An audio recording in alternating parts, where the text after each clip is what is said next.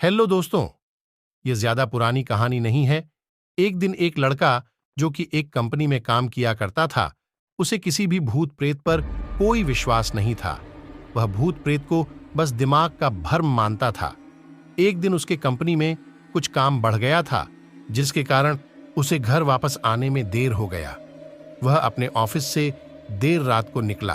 वह अपने बाइक से था। कुछ दूर चलने के बाद उसका बाइक खराब हो गया।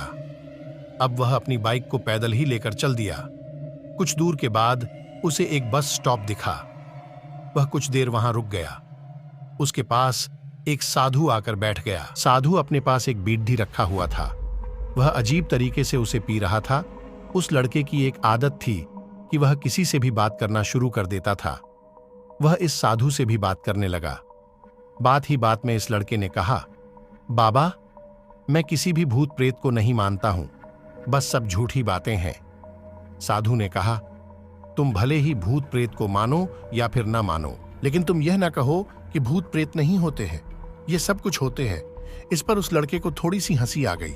उसने कहा, भूत होते हैं तो क्यों हमें नहीं दिखते हैं? क्या आप मुझे अभी कोई भूत दिखा सकते हैं? साधु को लग गया कि अब इसे जरूर ही भूत दिखाना होगा।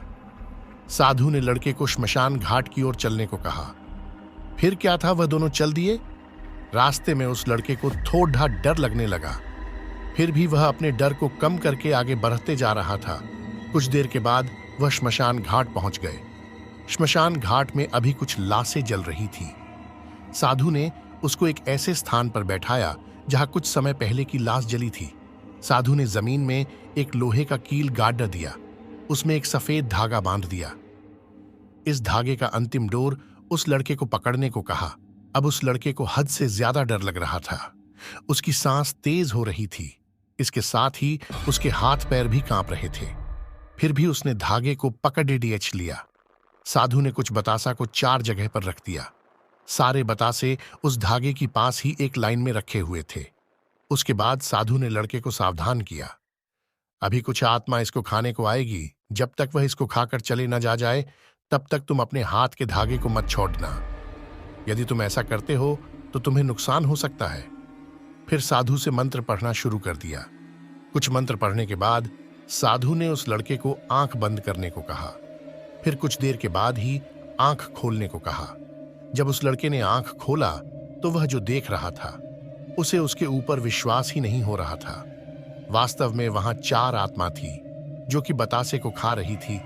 लेकिन जब उसने यह देखा कि उसके पड़ोस में रहने वाले व्यक्ति की आत्मा भी वहां है, जो कि कुछ दिन पहले ही मर गए थे, तो उसके हाथ से धागा छूट गया।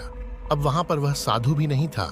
वह लड़का तेजी से श्मशान घाट से अपने घर की ओर भागने लगा। जब वह अपने घर की ओर जा रहा था तो उसे पीछे से कोई उसका नाम लेकर बुला रहा था। उसको पीछे से कई तरह की आवाज आ रही थी।